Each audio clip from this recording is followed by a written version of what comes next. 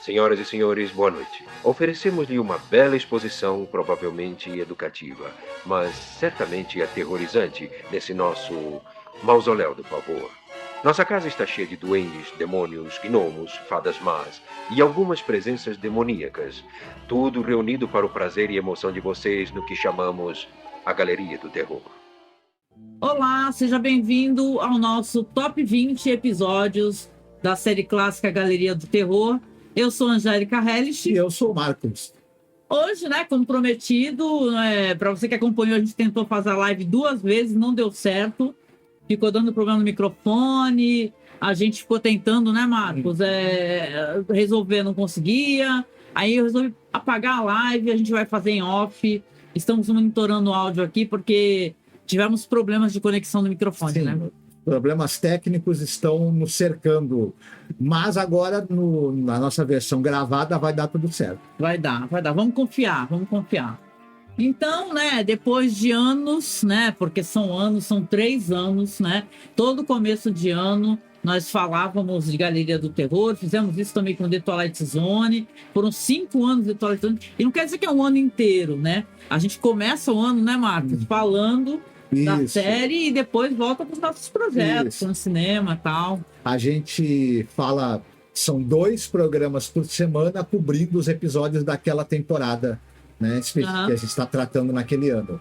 Esse ano tratamos da 3ª e última temporada de Galeria do Terror e agora estamos aqui para fazer a repescagem dos episódios mais significativos de todas as 3 temporadas da série, Aliás, uma coisa interessante antes da gente começar a falar, a gente não falou muito sobre isso, mas eu acho interessante comentar que essa série aqui, para quem conhece, já escutou os nossos podcasts, está acompanhando, sabe que o Rod Serling, ele era muito mais apresentador e, claro, também roteirista de vários episódios ótimos da série, mas ele não tinha o mesmo controle criativo que ele tinha em The Twilight Zone, Marco? Isso. A série aparece Rod Serling's Night Gallery, porque eles queriam aproveitar o prestígio do Rod Serling, queriam aproveitar o sucesso também, o quanto ele ficou conhecido por Além da Imaginação, e também, do mesmo jeito que Além da Imaginação, tem o Rod Serling apresentando cada um dos episódios. Porém, em Além da Imaginação, como você já falou, ele tinha poder, controle criativo. Ele escrevia 70% dos roteiros, ele selecionava os roteiros que não eram escritos por ele, e ele era o showrunner da série. O Rod Serling, em Além da Imaginação, ele trabalhava com um produtor associado, mas ele tinha controle criativo quase que total. Tudo bem, algumas questões os anunciantes ali, ele tinha que se render à vontade dos anunciantes e dos produtores, mas ele tinha um certo poder, controle criativo. Aqui, em Galeria do Terror, o produtor e showrunner era o Jack Laird, na verdade. Verdade. Quando as presepadas inventadas pelo Jack Laird e os produtores da série para tentar deixar a série mais bem-humorada, mais leve, agradar anunciante, acabavam derrubando a qualidade da série lá para baixo. E o Rod Serling, coitado, ele se limitava a xingar muito e a ficar muito irritado com aquilo e sentir que aquilo, pensando nos bons momentos e nos momentos de alta qualidade que a série também tem, que aquilo estava se transformando numa oportunidade perdida, Então, e também uma coisa que aconteceu, na primeira temporada não tinha, teve bastante na segunda e na terceira teve um pouco. Uma coisa que eles usavam para poder encaixar o tempo da série, que eram as malfadadas gags. O que eram as gags? Eram trechos bem curtinhos em que você tinha alguma piada, alguma história engraçadinha que envolvia normalmente uma mistura de terror com humor, quase todos eles com roteiro e direção do Jack Laird, e quase que invariavelmente eles nem assustavam nem faziam rir, só irritavam. É verdade, o Rod Serling odiava isso, gente. Era uma coisa bem desagradável mesmo, as gags, porque eu imagino você assistir um episódio assim super intenso, sério, coisa que os próprios a estúdio não queria, Era cobrado deles que tivesse um material muito mais acessível, mais raso, brincalhão, né? O Galeria do Terror, ela funcionava principalmente quando ela misturava o horror com o drama. É onde ela acertava. Aí o que acontece? Você vai ter essas gagzinhas que misturam de maneira muito mal arranjada horror com humor, acaba servindo para quebrar o clima. Quando um episódio muito bom estava no ar, esses episódios em que normalmente você tinha a fusão do horror com o drama de maneira bem feita, né? Exatamente, né? Mas a gente falou bastante em cada podcast, a gente desmembrou cada episódio, né? Falamos, o Marcos sempre nos episódios também fez uma filmografia dos atores, né? O que eles fizeram na televisão. Então, a gente recomenda aqui, caso você acesse esse conteúdo, sem ter escutado os podcasts, que você escute. Porque é muito interessante. Às vezes o episódio nem é bom e nem está nesse top 20, mas o episódio é interessante pela pesquisa, pelo conto que ele foi baseado. Então, mas claro, esse aqui é um podcast de top 20. Então vamos ao top 20 aqui. Mencione, não vai ter dessa vez aquele negócio da gente escolher assim, o que menos gosta e o que mais gosta. Vai ser aleatório. Isso. Né? Então, qual seria o seu primeiro? Para mim, na verdade, os meus estão em ordem cronológica, né? Mas... O tempo que eles apareceram na TV. Isso. Ah, tá bom. E então, no ano anterior ao ano em que foi exibida a primeira temporada, foi exibido na TV o piloto. Aliás, o sucesso do piloto é que acabou fazendo com que fosse encomendada a primeira temporada da série. Sim. E esse piloto são 3 segmentos. Eu gosto particularmente dos 3, mas eu achei que para o top 20 eu tinha que escolher no máximo um deles. E é o The Eye. O segmento que tem a Joan Crawford no papel principal. E é um dos primeiros trabalhos na direção do Steven Spielberg. Exatamente, é um ótimo episódio.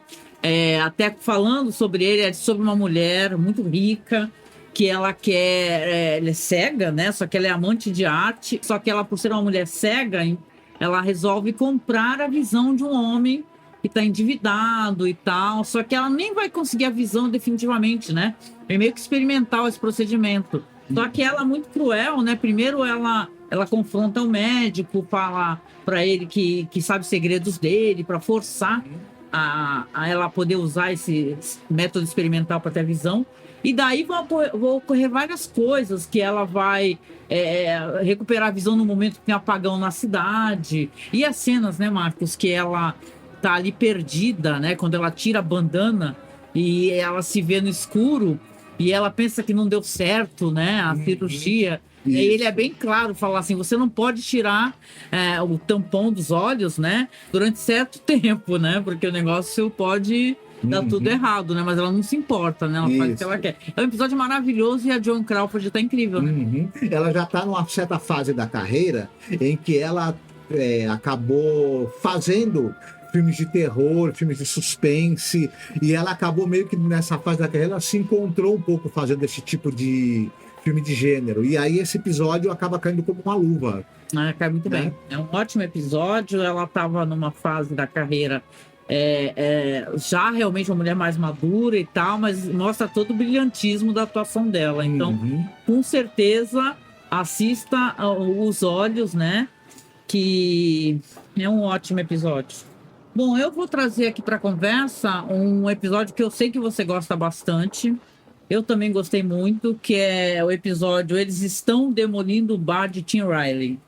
Esse episódio aqui é dirigido pelo Don Taylor e o roteiro é do Rod Serling.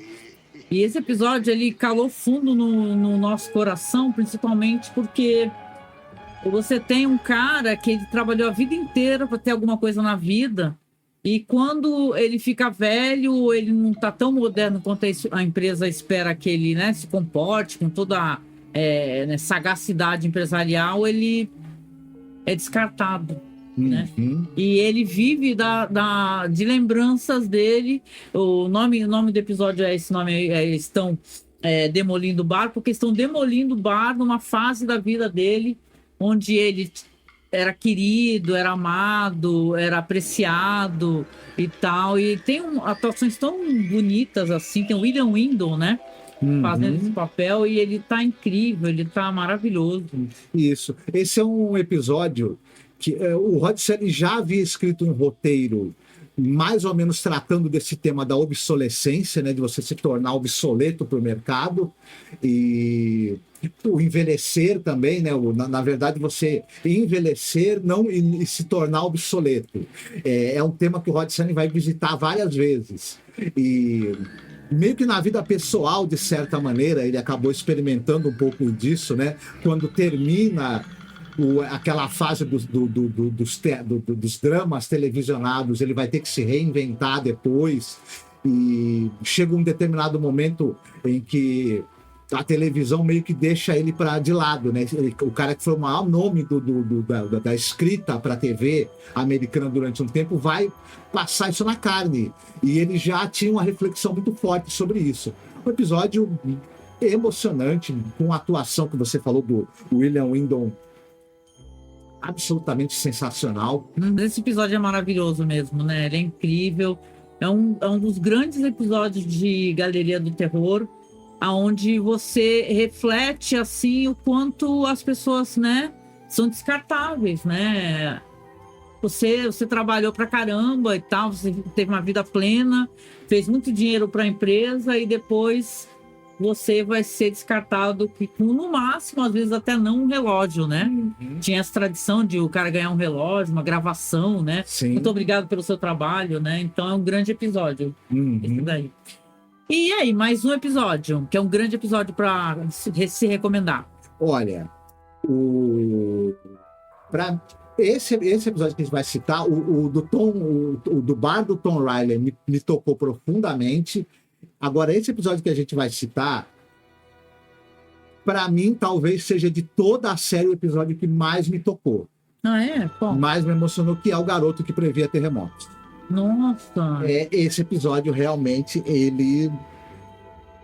que para mim, ele além de falar muito sobre a questão da comunicação em si, que também era outra coisa que era muito querida para o Rod Serling, esses bastidores da TV, como é que as coisas funcionavam, como é que era essa questão da briga pela audiência, mas no meio desse contexto todo vai entrar esse personagem, esse menino, em que ele vai prever, né? Ele vai conseguir ter a previsão de uma grande tragédia que vai se abater sobre a raça humana, uma tragédia inevitável, e o que ele vai falar para as pessoas naquela última transmissão dele na televisão, uma mensagem de conforto, de esperança, mesmo no limiar de que tudo vai estar perdido, aquilo me comoveu demais, assim, enfim. É muito legal. Um episódio, por sinal, com o irmão de um cara famoso, né? De um diretor famoso, né? O Clint Howard, né? O menino é o Clint Howard e ele é irmão do Ron. Do Ron Howard. Do Ron Howard. Diretor Ron Howard. Que é o pai da Bryce Dallas Howard. Exatamente, família Howard, né? Aí, e é avô, não sei de qual Howard agora, mas deve ser avô de algum Howard. Então, e tem alguns... Esse episódio é da segunda temporada, né? Acho que ele é o primeiro da segunda temporada. Uhum. Esse episódio ele tem uma coisa dele ter um pessimismo, né? Eu acho que na segunda temporada tem mais de um episódio que ele tem essa coisa de olhar para a humanidade que não tem jeito, sabe, Marcos? Uhum. Você vê assim que o menino, ele é um menino que previa terremotos, parece um nome meio genérico, né?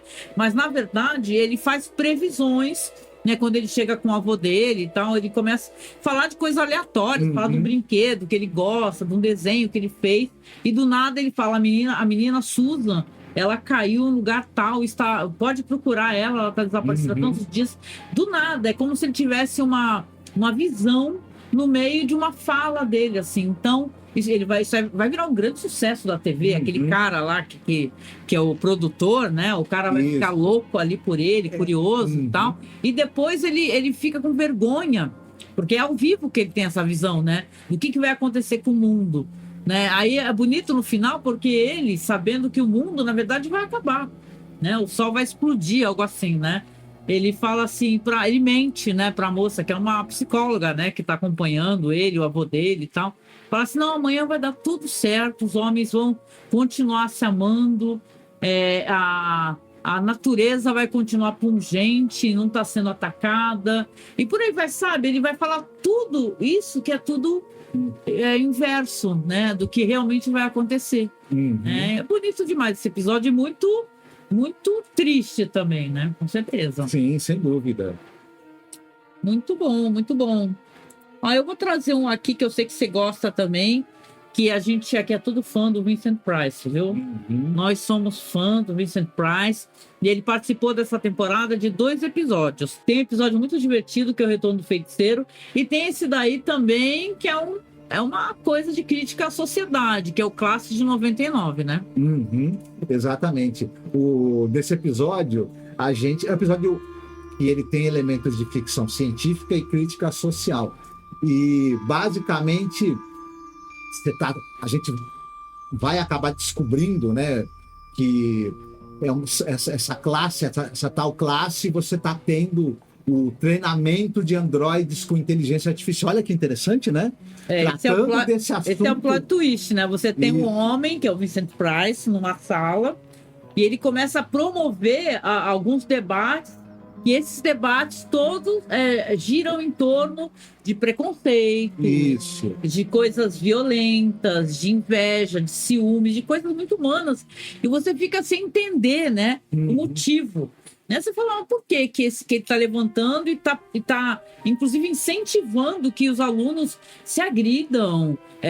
Exponham seus preconceitos, até agridam um ao outro com esses preconceitos. Isso, exatamente. Porque essa classe, ela também tem androides, e esses androides têm que aprender a ser humanos. Tem que reproduzir o comportamento humano, o que pior que o comportamento humano tem, né?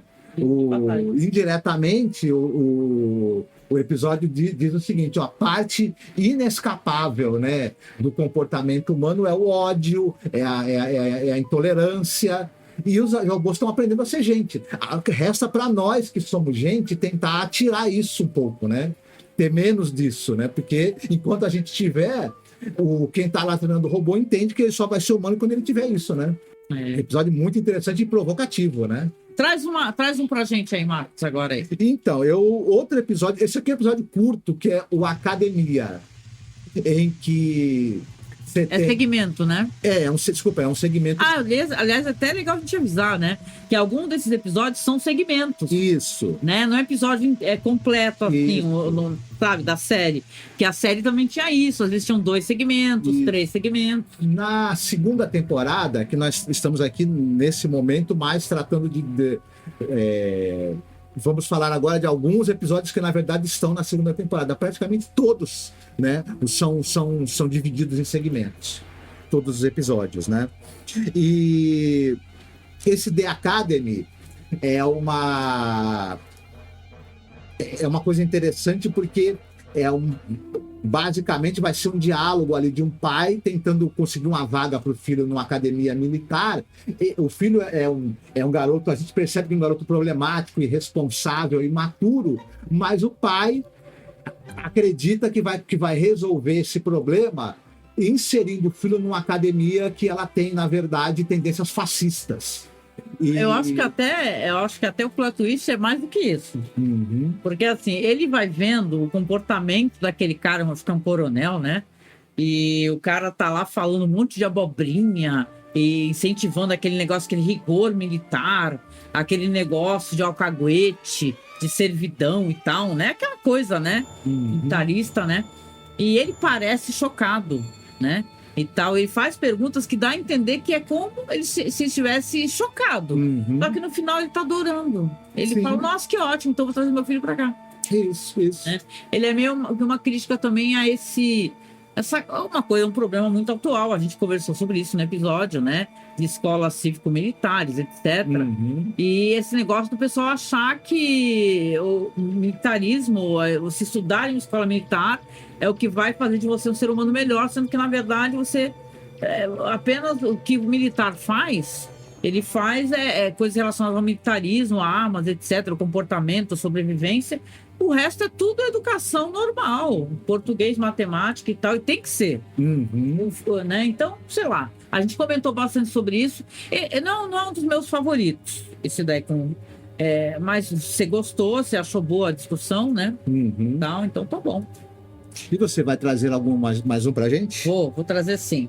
Vou trazer um episódio que ele tá aqui, ó. Acho que eu não lembro se você escolheu esse episódio. Eu sei que é um episódio, com certeza, também da segunda temporada, né? Uhum. A gente gosta muito desse ator, do Bill Bixby, né? A gente acha ele maravilhoso. E ele tem um episódio que é Os Últimos Ritos de um Druida Morto. Você lembra desse daí? Lembro. Que é o episódio que o cara, ele ganha uma estátua da esposa, né? Que ela acha que a estátua é muito parecida com ele, assim, é um cara assim com o braço levantado, assim como se tivesse sido petrificado. E o caso é que essa estátua vai fazendo com que ele vá se comportando de maneira meio estranha, meio violenta, com uma certa tendência, por exemplo, querer fazer sacrifícios por algum motivo, né? E tal, e um comportamento cada vez mais bizarro, né?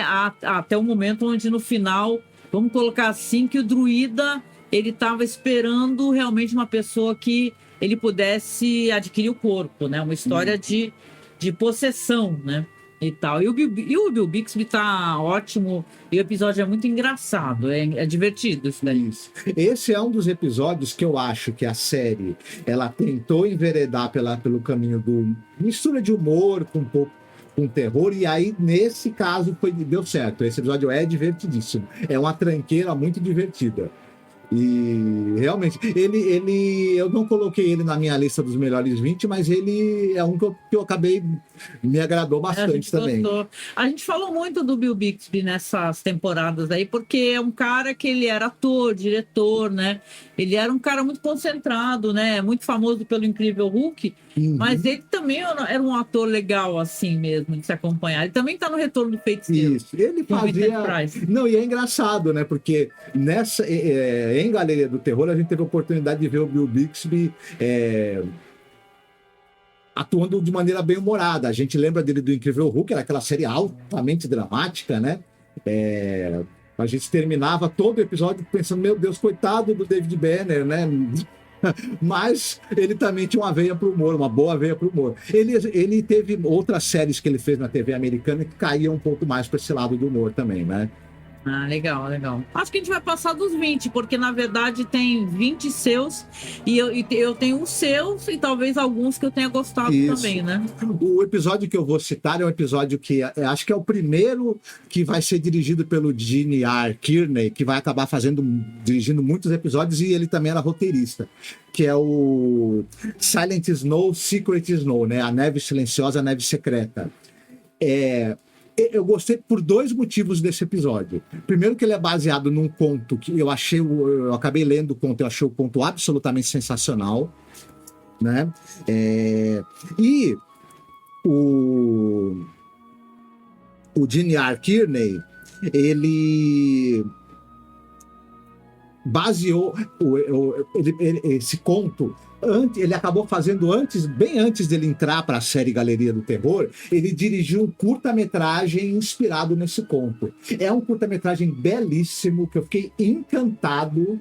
E aí, quando eu assisti o episódio da Galeria do Terror, ele não é tão bom quanto o curta que o próprio diretor, o Gene Kearney, dirigiu, mas ainda assim, dentro do contexto da série Galeria do Terror, eu acho que ele é um episódio que se destaca, porque ele acaba mantendo o texto belíssimo do conto, e ele também é muito interessante, essa coisa dessa relação do garoto com essa força da natureza invisível, mas que tem uma interlocução com ele e ao mesmo tempo uma metáfora para essa questão talvez da pessoa que é neurodivergente. Então eu achei muito interessante esse episódio.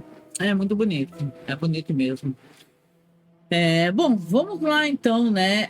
Tem um que eu adorei, gente, porque fãs de terror costumam gostar muito de Barbara Steele, né? A atriz Barbara Steele. E tem um que a gente adorou porque ele é gótico, ele é terrível, que é Os Pecados dos Pais.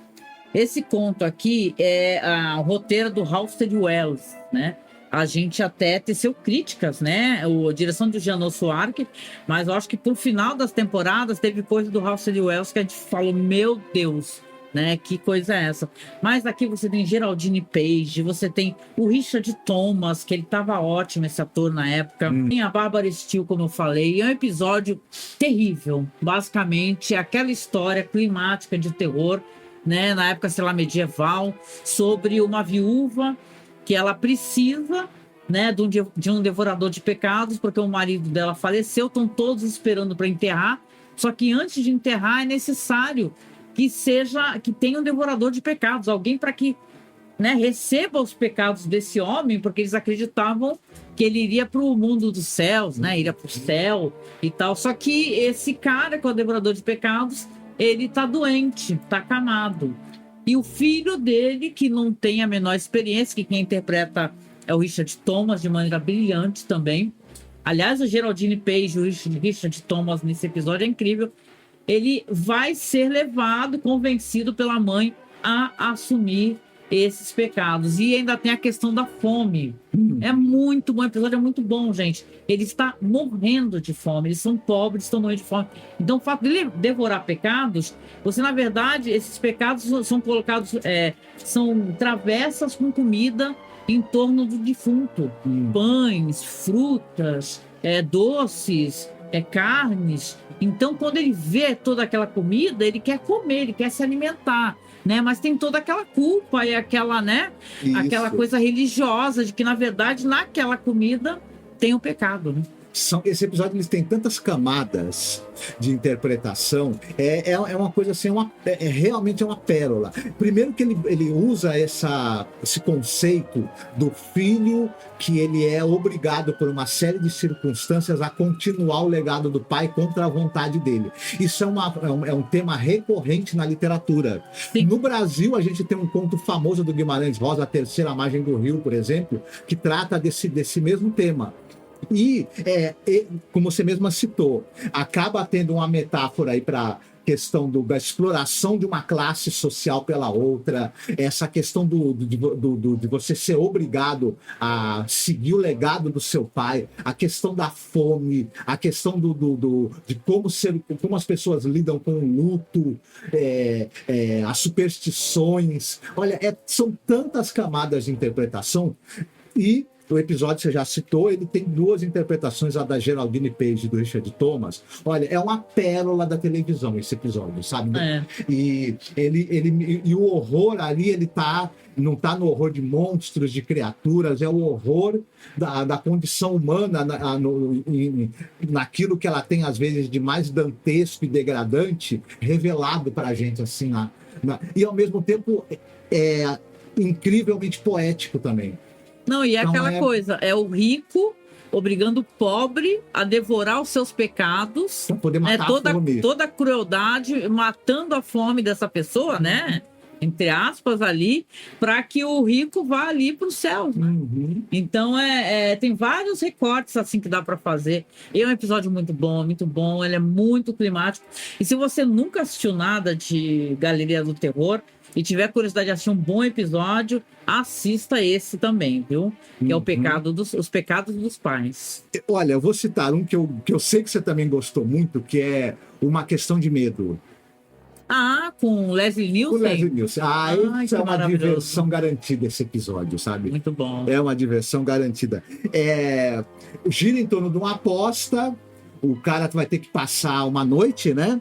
Numa casa supostamente assombrada. O cara que ele é um cara que ele é um mercenário, né? Mercenário mesmo armado, o cara que é pago para entrar em guerras, conflitos, etc. E ele se gaba que por ele ter participado de várias guerras, ter feito todo tipo de atrocidade, ele não tem medo de absolutamente nada. Ele vai entrar ali numa aposta, mas, né, realmente a coragem dele vai ser colocada à prova, até porque essa aposta, e esse é o grande plot twist do negócio, uma armadilha. Contém uma armadilha de alguém que quer se vingar dele, né? É muito bom. Não, o Leslie Nielsen tá impagável. Olha, é tudo de bom. Tem o Leslie Nielsen de Corra que a Polícia Vem Aí, pelo amor de Deus, quem não conhece, né? Maravilhoso. Drácula Morto Mais Feliz e por aí vai, né? O Franklin Devlin, né? Era o Isso. detetive, né? E, pô, de tapa-olho. Maravilhoso. As cenas dele entrando na casa, se assustando com. Assustando não, né? Se surpreendendo, né? Porque ele não tinha medo de nada, né? Com teias de aranha. Tem um momento que aparece um homem com as mãos flamejantes que estava tocando piano. Não, olha, é um episódio muito divertido. Uhum. Eu acho que o que ele tem é diversão pura, não é muita Isso. coisa, não. Assim, Eu acho que ele mantém a atenção e o suspense, mas ele diverte o tempo todo. E essa coisa, porque na verdade os eventos sobrenaturais que ele está presenciando na casa são todos truques, ou truques mecânicos, ou ilusões de ótica, porque faz parte da armadilha que foi feita para ele, pelo cara que quer se vingar, pelo cara milionário lá que quer se vingar dele. E quando depois todos esses truques são revelados, aí é mais uma camada de diversão que a gente tem nesse episódio. É muito legal. Ah, muito legal, muito bom mesmo, né? Tem um que eu sei que você também gosta bastante, que é divertidíssimo, né? Vamos pegar alguns divertidos aí, né? Tem um que é a Pescaria de Lindemann. Uhum. Lembra desse daí? Sim. Que é muito engraçado, né? Esse episódio tem Stuart Whitman e ele faz um cara que ele é um pescador de uma comunidade, assim, uma coisa, sei lá, do século XVIII, né? Por aí, ou mais antigo ainda. E ele encontra uma sereia, né? Ele é um cara muito mal-humorado, ele é amargo, ele é arrogante. Só que nessa cidade, quando os homens todos descobrem, né, que ele encontrou uma sereia, vira, né? Nossa, vamos, sei lá, ganhar dinheiro com isso de alguma maneira. Vender para um circo. Vender para um circo, né? Para um freak show. Uhum. E o engraçado é que ele é um homem solitário, então ele olha para aquela sereia e tem um cara na cidade, isso é divertido demais, gente. Ele é um cara que vive falando que vai ler a sorte, que ele tem remédios para todos os males, ele faz truques mágicos, ele tem uma cura para aquela sereia virar uma mulher, né? E o que acontece é maravilhoso, é maravilhoso, porque é uma cena hilária que não é possível a pessoa não se divertir com o que essa mulher vira, porque o cara fica convencendo ele, fala assim, não, pode dar para ela essa solução aqui que ela vai virar mulher e você vai poder ter uma mulher para ficar contigo, né? Isso. E tal. E ele realmente olha de manhã, ele levanta assim o pano e ela tem pernas mesmo. Ele fala, nossa, deu tudo certo. Só que não. Isso. Ela tinha... da cintura para cima, ela era uma mulher muito bonita e tinha o rabo de peixe, né? Ele queria que ela tivesse pernas, né? A parte de baixo do corpo de uma mulher para ele poder ter digamos assim, uma relação romântica com ela, né? Enfim, ele tá apaixonado, então ele acha que se ela for totalmente humana, é possível ele ter uma relação com ela. O lance é que, na verdade, ela vai ficar com pernas de mulher, mas com cara de peixe. E aí... Que cara de peixe. Nem é um peixe muito bonito, não. Olha, não. É engraçado. Ela vai ficar cara de lambari, né?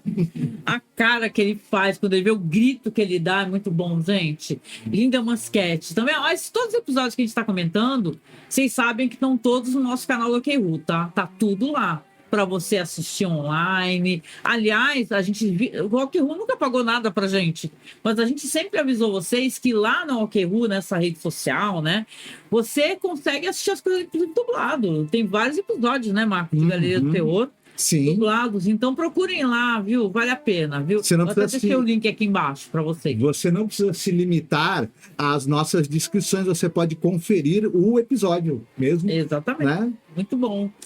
E você, tem mais algum aí que você queira mencionar? Tenho. Eu vou falar de um episódio, citá-lo, né, aqui, porque primeiro que ele tem a Laurie Page fazendo uma jovem Laurie Page, né, atriz Laurie Page, fazendo um personagem que eu acho bem difícil, um papel difícil, que é o episódio Brenda. O Brenda, nossa, esse eu gostei bastante também. Mas é um episódio difícil, viu, de gostar dessa personagem, né? Sim. Que a Brenda é uma peste, literalmente é uma peste a Brenda, né? Uhum. É uma menina que derruba castelo de areia, apronta presepada. E apronta presepada até para quê? Pro monstro. Isso. Pro monstro, inclusive. Essa menina imatura, essa menina que ela tem dentro de si traços ali manipulativos e de crueldade, ela vai encontrar esse monstro, vai, né, ao mesmo tempo tentar manipular o monstro para ele fazer maldades com quem ela quer que ele faça, né, por se vingue de pessoas por ela, mas depois, quando ela estiver mais velha e madura e coisas mudarem internamente para ela vai começar a olhar esse monstro de uma outra maneira, muito diferente. E ela vai começar a ter um... O monstro é meio que uma metáfora. Isso, eu ia chegar acho que lá. É isso que eu queria dizer. Isso. O que a gente Mas aparece pra gente o monstro, né? É importante, sim. né?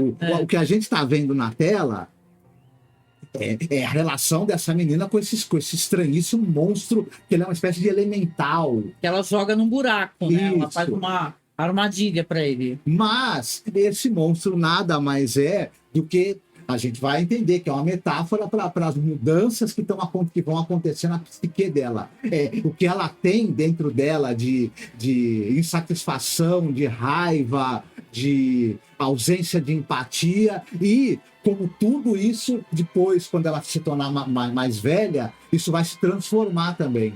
E aí, na verdade, a relação que ela tem com alguma coisa não resolvida com ela mesma vai mudar. E o episódio cria uma belíssima metáfora sobre a maturidade, sobre a chegada da maturidade. Mas dá uma história também, que é isso que é interessante, que esse monstro, que ela faz uma armadilha e deixa cair no buraco, depois ela solta para poder atacar os próprios pais, né? Então, é uma metáfora para o crescimento dela, né? Porque, inclusive, a gente lê o conto, a gente comenta no episódio sobre o conto, e o quanto ela se transformou, né? E o quanto que depois ela tenta fazer as pazes com esse monstro interior dela. Olha, é muito interessante, ele é cheio de camadas, o Brenda.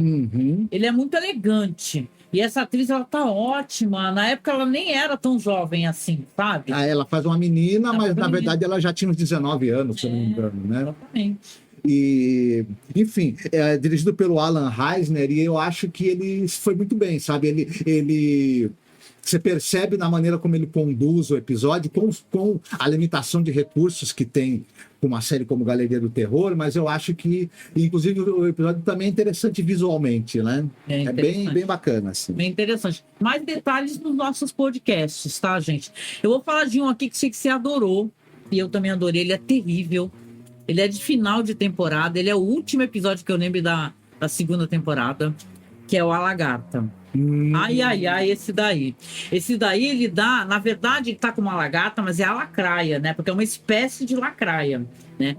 É um episódio que ele é um episódio que tem muito disso, né? Nessas histórias, principalmente desenvolvidas por esses caras, né? A gente falou sobre isso em alguns programas, que viveram nos bornéus, por exemplo, ingleses, né? Invejosos, aquele negócio todo, assim, do cara que ele vai querer a mulher de outro e vai tentar fazer uma trama para eliminar esse marido, e só que a coisa vai dar tão errado, mas tão errado, né, Marcos?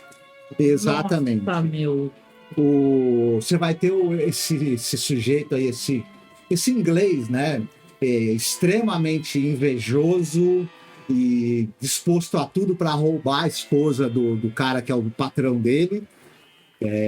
O sócio é meio sócio, meio patrão, né? Parece que ele tá morando na casa do cara, alugando um quarto, e ele também é inglês lá, que tá vivendo alguns anos lá naquela região, né? Você vai ter a presença da Joana Petetti, acho que é a segunda participação dela, né? Nesse episódio, na série. E ela tá excelente, e ela e o Laurence Harvey, eles vão ter ali uma dobradinha nesse episódio muito bacana, nos momentos em que eles interagem. E depois, o Laurence Harvey, ele vai precisar...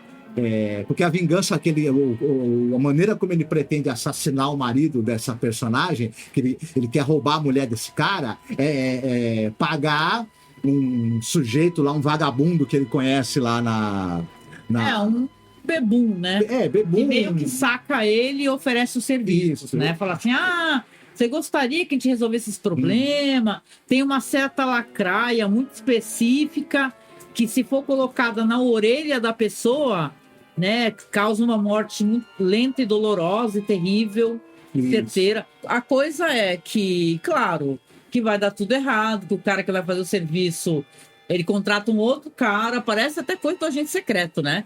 Ele contrata um outro cara que entra no quarto errado e coloca a lacraia na orelha de quem?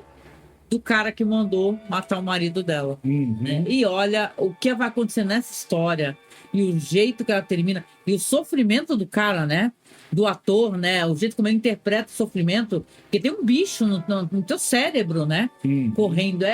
Olha, é angustiante, é impressionante. É horrorífico de verdade, muito bem feito esse episódio mesmo. Assim. Tem um negócio que eles usam a iluminação, tudo fica escuro e só tem uma luz meio avermelhada nos olhos do cara quando ele está demonstrando o aspecto mais ganancioso e predatório dele. E é muito interessante esse Ele tá tendo a visão daquela mulher linda, né? Pensando, olha só como é que é. Ele achando que porque ele vai matar o marido dela, ela vai ser dele, né? E tal. Ela não deu a menor, porque o cara é mais velho, tem um lance assim, né? Ele é uma mulher jovem, só que ela tá bem feliz no casamento e tal, e o cara tá querendo eliminar. O que ele acha que é o concorrente dele, né? Então é um ótimo episódio, a lacraia é angustiante, é um ótimo episódio. Eu vou citar o episódio, o Diário. O Diário. Né? Tem dois motivos. O primeiro motivo para esse episódio entrar na lista é a presença da Pat Duke, que ela tá arrasadora nesse episódio. Né? Ela tá atuando muitíssimo bem. Aliás, tem no início assim do episódio, tem a Virginia Maio dando um show, né? A grande atriz ali da época de ouro de Hollywood, a Virginia Maio, e depois a Pat Duke, né, que é essa fulana que tá às voltas com esse diário, que na verdade ali estão escritos acontecimentos trágicos que vão acontecer na vida dela, motivados pelo fato dela ser uma pessoa extremamente ambiciosa, uma pessoa que ela é uma colunista que ela vive de digamos assim, escrever colunas venenosas e altamente ofensivas. E ao mesmo tempo ela é essa figura muito difícil, muito manipuladora, muito egoísta, e ela se depara com esse diário em que tem escrito com a letra dela, mas ela não se lembra de escrever, previsões ali para os próximos dias ou meses, enfim, que vão ser todas muito trágicas para a vida dela. E isso vai levar ela a uma espiral de loucura, e é muito bem... É uma atuação... Essa personagem, por conta disso, ela vai tendo um progressivo desequilíbrio mental e emocional. E a atriz, ela consegue demonstrar isso, a Pat Duke, né? A mãe do Sean Astin, muito bem, mas muito bem mesmo. Então foi isso. Não sei se você gostou também do episódio. Gostei. Não é um dos meus favoritos, né? Até porque é um segmento, né? Aí não dá tempo também. Os segmentos são bem curtinhos, né? Às vezes não dá para desenvolver totalmente uma história, né? Mas esse daí é um segmento bom, também é bom.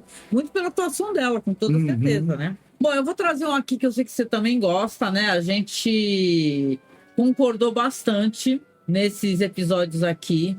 Tem um episódio aqui que é de mundo paralelo, de horror, que é o chamado Câmara Obscura. Esse episódio aqui, o roteiro é do Rod Serling e a direção é do John Badham. Ele é um episódio sobre um cara que ele é um cobrador de... um agiota, né? Ele é um agiota, empresta dinheiro. Tem um velho homem, um historiador, que tem relíquias muito importantes, e ele vai no apartamento desse homem para ele tentar, né, falar assim, olha, já que você não me paga, você está me devendo, eu vim aqui para recolher coisas de você, né? E tá ameaçador mesmo, né? E o velho fala para ele assim, olha, eu tenho uma relíquia incrível, que é... Aí ele entra numa sala, fala, olha só, vem ver. E ele vê uma espécie de... É como se fosse não é um portal exatamente, né? É como se fosse, sei lá, uma lente mesmo. Uma lente que você tem a visão para esse mundo paralelo, que na verdade é o mundo, a gente vai descobrir que é o mundo dos mortos, né? E tá, onde tem um filtro verde e tal. E a coisa é que é possível você entrar, né, nesse mundo dos mortos através dessa lente, né? E olha, episódio também muito climático, né? Aonde ele, claro, vai se livrar desse agiota, que é esse homem muito cruel, né? E vai esse cara encontrar os próprios fantasmas dele, né? Pessoas que ele eliminou, né? O pai dele, por exemplo, que era um cara também muito agressivo, né? É bem legal esse daí, o Câmara Obscura, né? Ele me lembrou um pouco aquele filme, o Sanatório da Clepsidra, em que o cara acaba tendo um vislumbre do mundo dos mortos, e ali ele revê os antepassados dele, ele vê ali um vislumbre de como seria, né? Se você pudesse atravessar um portal para esse outro mundo onde vivem ali as memórias ou mesmo o espírito das pessoas que já não estão nesse mundo. E me lembro, as mazelas humanas continuam ali, né? E esse episódio me lembrou bastante. Tem o René Auberjonois, nunca sei falar o nome desse homem. Auberjonois, que é um baita de um ator. Ele tá numa série que eu adoro, que é o Jornada nas Estrelas, Deep Space Nine, que ele faz o personagem do Metamorfo, que é um personagem que também me emocionou muito, inclusive por causa da atuação dele. E aqui, mais uma vez, o cara tá dando show. Então, episódio que eu achei... Tem o Ross Martin também. Tem o Ross Martin. Episódio, eu vou te falar, belíssimo, tanto na ideia, na concepção, visualmente interessante. Um episódio que eu acho que ele tem tudo. É muito bom mesmo, eu gosto bastante. Tem episódios top, assim, né? A gente não falou ainda, na minha opinião, de um dos episódios mais inacreditáveis que a série tem, mas acho que você tá guardando. Sim. Tá guardando esse daí, né? E tal. Mas tem os episódios baseados nas obras do HP Lovecraft. Chegaremos lá. Mas vamos lá, tem mais coisa enquanto isso? O que tem mais que você gosta de falar? Eu gosto muito do episódio que é o Elixir Rejuvenescedor do Dr. Stringfellow. Né? Isso daí é meio Velho Oeste. Isso. E é um sujeito que ele vai de cidade em cidade. Sabe aquele cara que vende o elixir que cura todos os males? Sim. Né? E esse cara vende esse elixir, porque obviamente é furado, não cura mal nenhum. Mas esse sujeito, o Stringfellow, ele é um cara total e completamente dessensibilizado. Quando ele tem a oportunidade de encontrar alguém que está em desespero, alguém que está sem esperança, ele faz questão de pegar essa pessoa, que o cara tá ali às voltas com a filha que tá morrendo, né? E ele faz questão de arrancar mais dinheiro desse cara, tentando vender o elixir pro cara, arrancar o último centavo que o cara tem e vender falsa esperança pro cara. E, é claro... Ele vende aqueles é uma coisa... placebos, né? Aqueles placebos de que parecia o cara com uma carroça. Tome isso que você vai ficar mais forte, vai curar suas doenças e tal. Ele é um enganador, né? Que vai de cidade em cidade destruindo vidas, né? E tal. Só que chega um momento que vai chegar esse homem com a filha realmente doente, né? Isso. E por conta dessa insensibilidade total dele, e essa ganância e essa vontade de explorar, ele vai ter uma punição absolutamente terrível. Né? E é um episódio que eu acho que ele funciona como drama, ele funciona como crítica ali a certos aspectos muito sombrios, né? E, digamos, asquerosos ali da condição humana, e também funciona como um episódio de terror. Né? É verdade. Tem uma coisa de terror, aparece o fantasma dela, né? Sentada numa cadeira de balanço, né? Então, é um bom episódio, sim, isso daí, com certeza. Uma baita atuação do Forrest Tucker. Que eu lembro, ele tinha aparecido já em Além da Imaginação como um vendedor de carros, né? Que eu me lembro. Sim. Olha, tem um que eu adoro também. Lembra muito daquelas histórias, né? Daqueles casos. Tem o true crime dos caras que roubavam cadáveres, né? Isso acontece mesmo, faz parte da história da medicina, né? Dos caras que iam lá, roubavam cadáveres. Tem os true crimes dos caras que, inclusive, uma dupla, né? Que matavam as pessoas para poder vender os cadáveres. E aqui tem Entregas pela Porta dos Fundos. Esse episódio também é com o roteiro do Rod Serling, o Jeff Corey, que é o diretor. Gente, é ótimo esse episódio. É um cara que ele é um médico, daqueles médicos, né, que estão dando justamente aula de anatomia, medicina, anatomia, né? E ele tá precisando, claro, de corpos, né? Tanto que volta e meia aparecem os caras lá e falam: esse daqui não tá bom, não tá fresco. Esse daqui não tá assim, tá assado e tal. E ele namora uma senhora, né? Uma jovem senhora, da sociedade, que por sinal o pai dela não gosta nada dele, né? Desconfia muito dele, e você vê que ele tem uma ética um tanto quanto, né? Essas pessoas sabiam, né, que os corpos vinham de fontes um tanto quanto, né, problemáticas, não era assim, né? E aí o que acontece é um final meio terrível, né? Porque ele tem todo aquele discurso, né, Marcos, de ficar, vocês aqui que estão exercendo a medicina, isso aqui é apenas um corpo, né? Não importa, isso aqui é só para o exercício de estudar a medicina e tal. E a gente sabe que isso daí, claro, né, foi necessário para que a medicina avançasse, mas tem toda uma questão ética também, afinal, ele foi um ser humano com sua vida, seus amores, seus saberes, né? Tanto que as pessoas que eu conheci já, a gente que fez medicina, o pessoal faz uma oração, tem uma oração, né? Para quem acredita nisso, né? Falando, agradecendo aquela pessoa que está ali, né? Porque tem pessoas que doam mesmo nos seus corpos, né? E tal, para que a medicina possa fazer análise, etc. As pessoas têm que, não pode se dessensibilizar, né? Afinal, um ser humano, isso é importante para o estudo da medicina, mas é um ser humano. Só que ele vai ser meio que confrontado, né, com essa dessensibilização dele, esse negócio dele ficar fazendo esse discurso bruto, né, arrogante, de que tragam mais corpos, tragam mais e mais. Ele sabe? quer ter avanços da medicina, ele quer conseguir vencer a morte, só que esses avanços vão estar disponíveis para quem pode pagar, para quem é da classe dele, e ele não se importa com o fato de que os caras que fornecem cadáver para ele estão assassinando pessoas pobres. São bandidos. Né?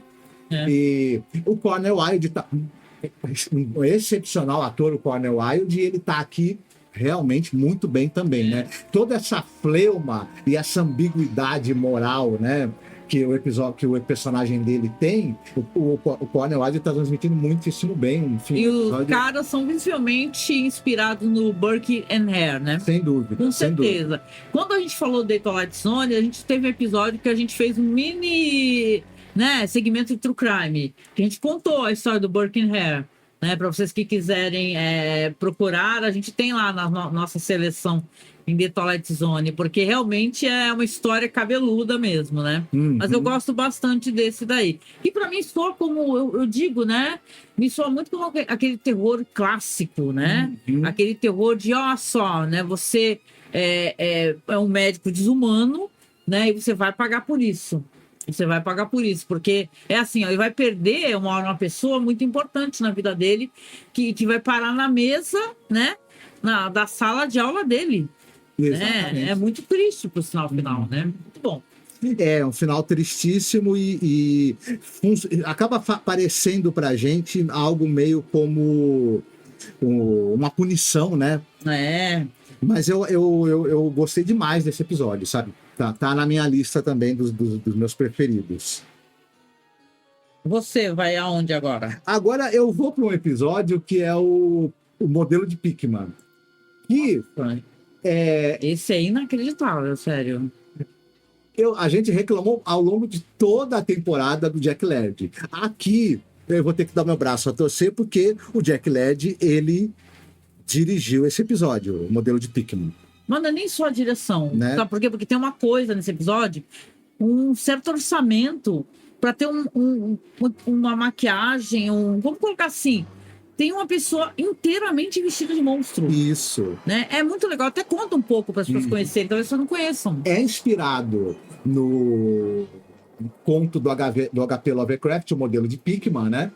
E basicamente é sobre um sujeito, um cara que ele é professor de pintura, de artes, só que ele é uma persona meio não grata na escola lá, porque comentam que a obra dele que ele pinta quadros extremamente perturbadores, quadros aberrantes, onde aparecem criaturas monstruosas e aberrações que são assustadoras, e ele é visto como um cara que ele é um neurastênico, um cara que um depravado, um maluco e tudo, mas tem uma jovem moça que ela é estudante de pintura e ela é fascinada pelo personalidade, pelo trabalho, pelo jeito desse professor pintar. E ela quer conhecer mais de perto a obra dele, quer saber mais, e ela vai acabar, quando ela conseguir finalmente se aproximar mais dele, ela vai descobrir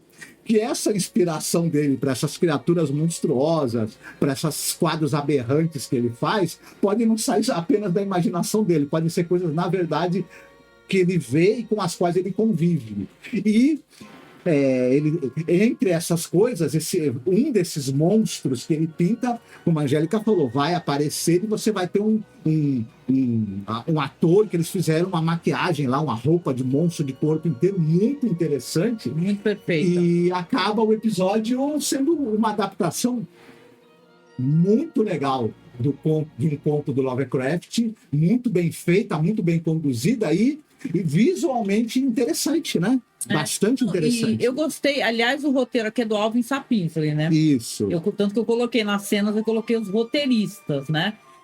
Assim, tem uma coisa interessante, porque nas histórias do Lovecraft, você que gosta bastante também, são muito histórias de cavalheiros, né? Uhum. De amizade, o cara era amigo de outro que tá contando uma história. Aqui eles subvertem, né?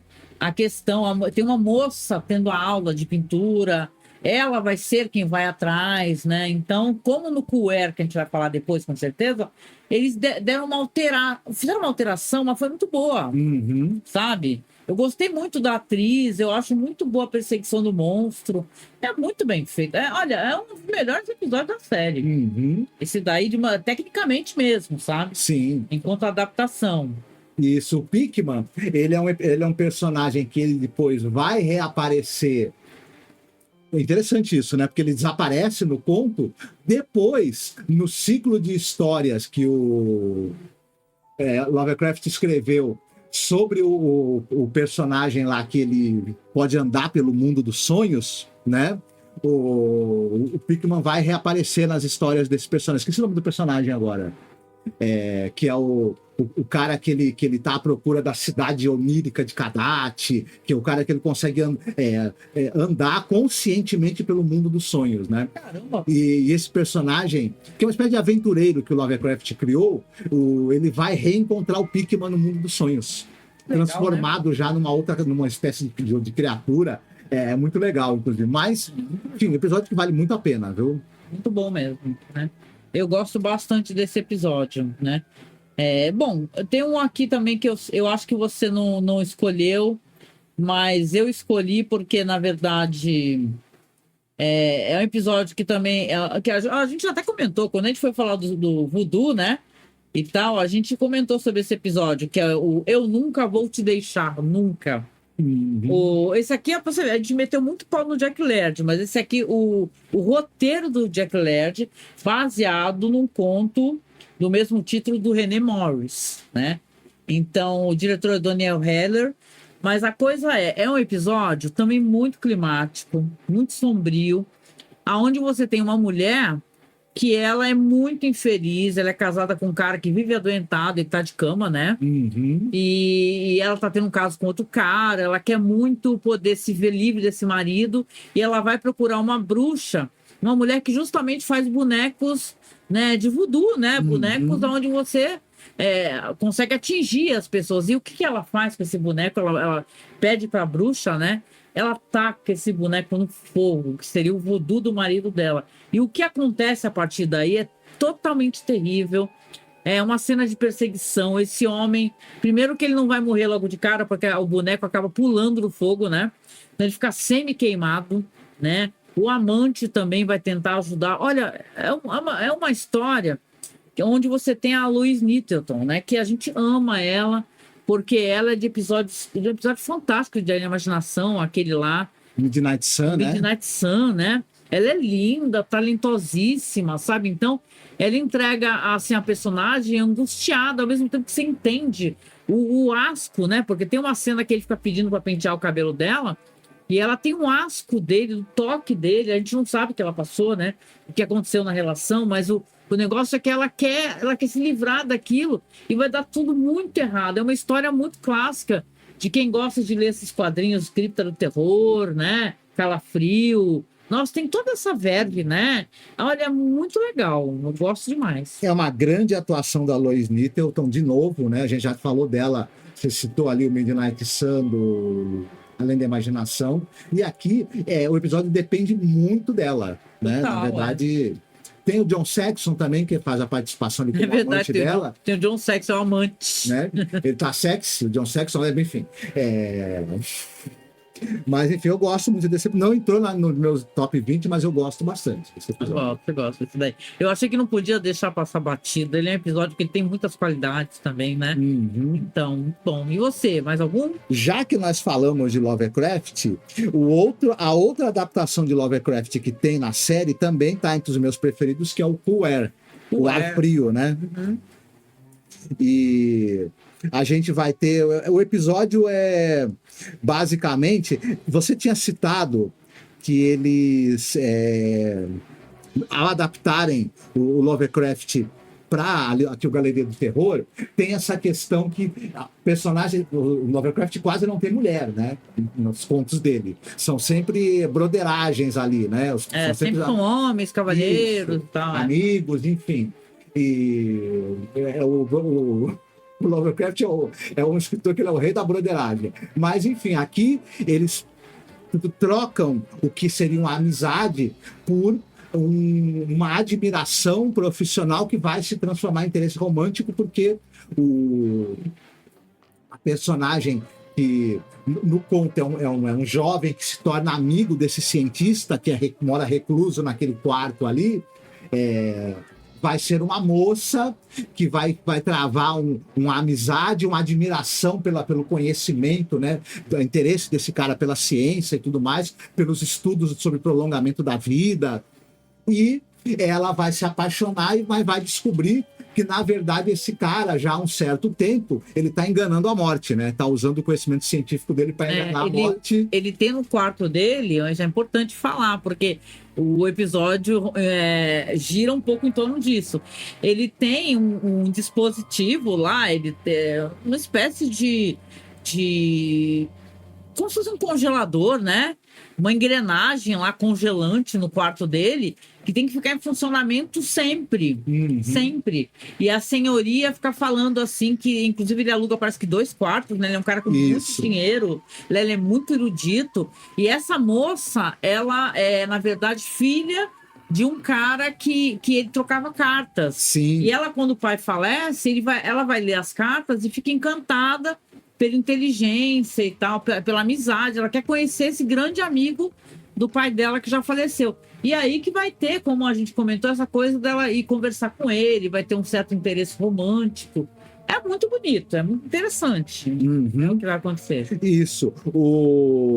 É a Barbara Rush, que faz a personagem da Agatha Howard, né? Uhum. E a gente vai ter o Henry Darrow, que é o Miguelito lá da série lá que a gente tinha citado, né? Na época. Uhum. Da série de Chaparral. Olha, né? E tal. E, enfim, e tanto o Henry Darrow quanto a Barbara Rush, eles estão dando show, mas tudo no episódio funciona. A direção funciona, o design de produção funciona, o roteiro é muito bom, as atuações estão muito boas.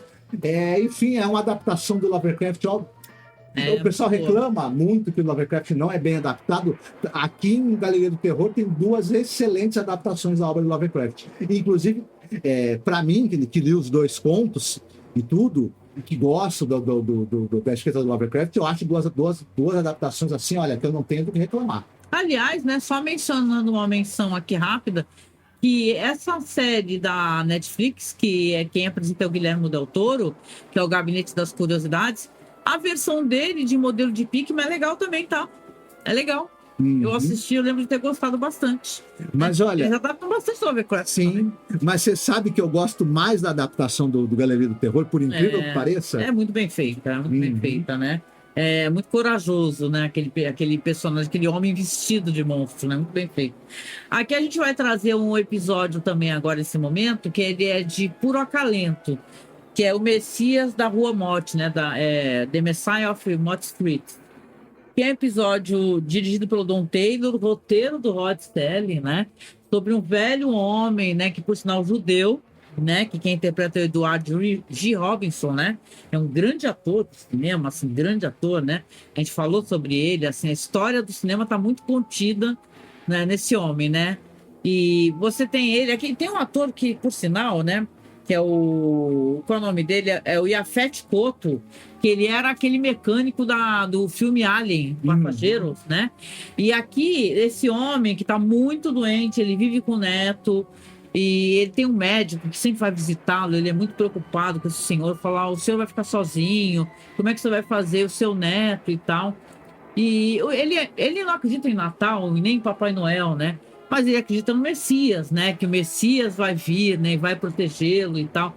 E a criança, ouvindo isso, começa a criar esse sonho de poder encontrar esse Messias, começar a encontrar esse anjo, né? Para pedir que o avô dele melhorasse, para que ficasse mais tempo com ele. Para que quando o avô fosse receber a visita do anjo da morte, o Messias espantasse o anjo da morte e o avô dele continuasse vivendo. Continuasse vivendo. Aí ele vai pra rua, o menino, aí ele encontra o Papai Noel, aí pede pro Papai Noel, ele vê, e aí até quebra aquela coisa da ilusão infantil, né? O Papai Noel fala, ai menino, o que é isso que você tá falando, não sei o quê, né? É um homem vestido de Papai Noel, né? E é só que ele encontra um outro homem, né? Que quem faz o Yaphet Kotto, que ele conta também, esse homem fala, você tá na rua sozinho, menino, né? Deixa eu te acompanhar até a tua casa. Só que o que é bonito nessa história, que aquece o nosso coração, que ele é um anjo, né? O menino encontra um anjo, né? Sem querer, ele encontra um anjo, né? E aí ele vai lá, conversa com o avô, né? Você vê, olha, é tudo muito bonito, né? Até emocionante. Né? O médico fica conversando com o anjo, fala, nossa, eu tô tão preocupado com esse homem, né? Esse homem tão doente, eu queria tanto interná-lo, ele não quer sair daqui por causa da criança e tal. Só que o milagre vai acontecer, é o milagre de Natal, só que visto sob a ótica dessa coisa da religião judaica, né? Não é uma coisa cristã, porque os judeus não têm isso de Natal. Não, o pessoal brinca que é uma história de Natal para judeus. Né? Mas é muito interessante, é muito bem escrito. Tem um monólogo que, na verdade, seria de certa forma um diálogo, porque é o Edward G. Robinson enfrentando, né, o anjo da morte, né, falando para ele, né, por que você vem aqui agora me tirar, sendo que eu preciso viver, eu preciso cuidar do meu neto, enfim, você já me tirou tudo, vai me tirar também esse... Enfim, ele faz um monólogo argumentando, né, e defendendo a própria vida diante do anjo da morte. Falando, eu não tenho medo de você, vai embora.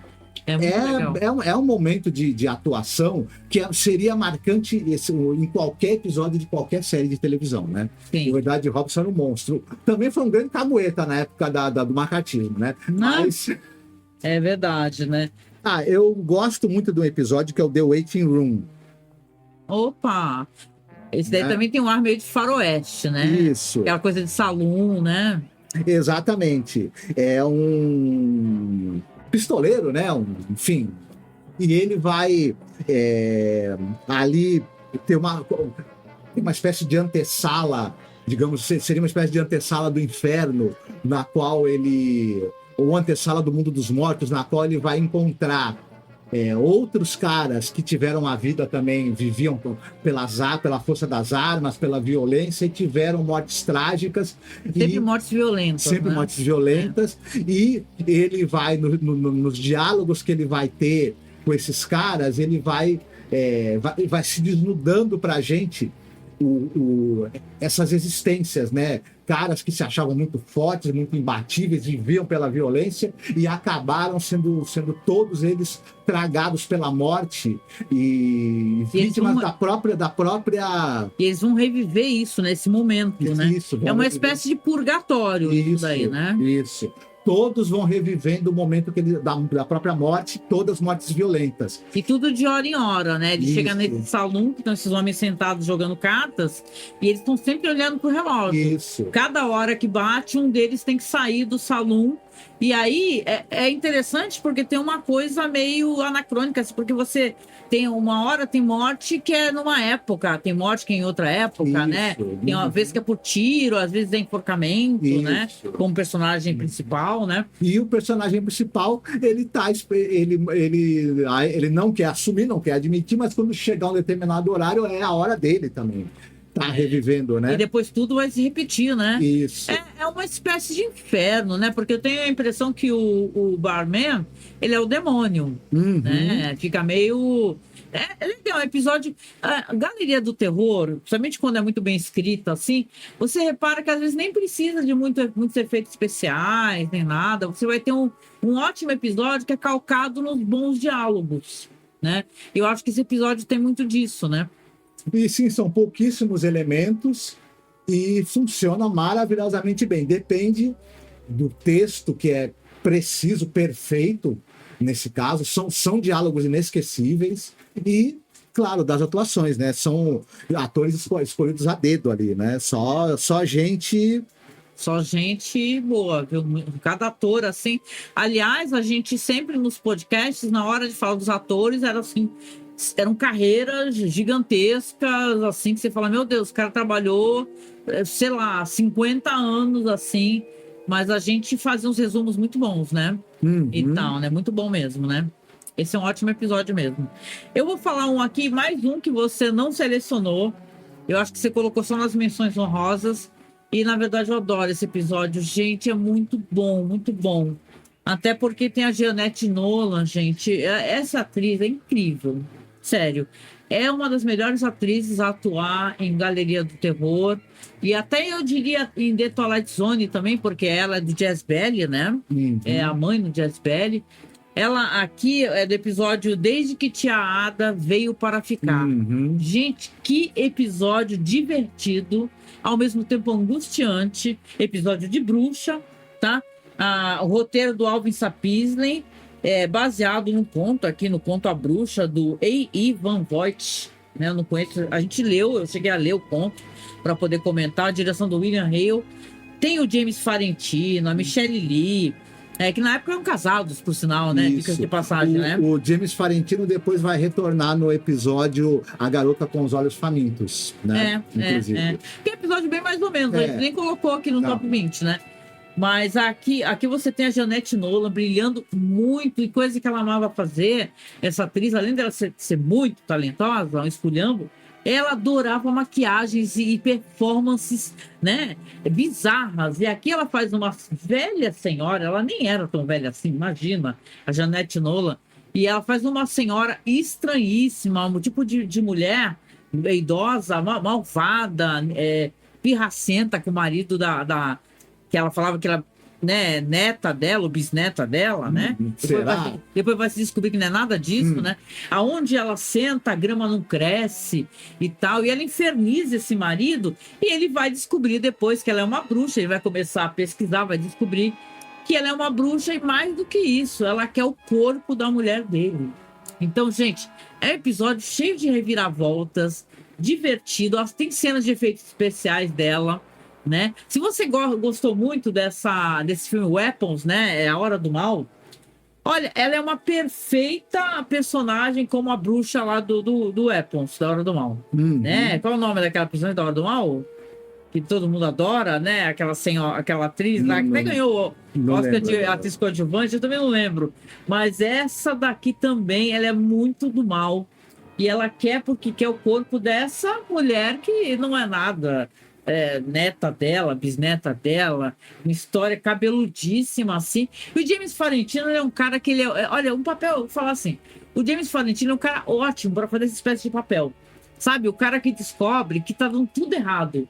Vai fazer investigação, tem aquele filme ótimo dele lá, acho que é Os Mortos-Vivos, eu até fiz a resenha aqui pro canal. E ele também é a mesma coisa, ele é um xerife que vai descobrir que na cidade, por algum motivo, as pessoas mortas estão aparecendo caminhando pela cidade. Depois vai ter a maior reviravolta. É um filme trashíssimo. Tem a assinatura do Dan O'Bannon, né, que é um grande, né, roteirista. Mas olha, ele aquele tá ótimo também como marido, querendo combater aquela velha bruxa do mal. É muito legal. Tu gosta desse? Sim, divertidíssimo esse episódio. Muito divertido mesmo. Muito divertido mesmo. Isso, e você? Mais algum? Eu vou citar o episódio Little Girl Lost, Little Lost. né? A Pô, garota perdida, né? A garotinha perdida. O William Windom de volta, né? Mais uma atuação, para mim, muito tocante dele, né? O episódio tem...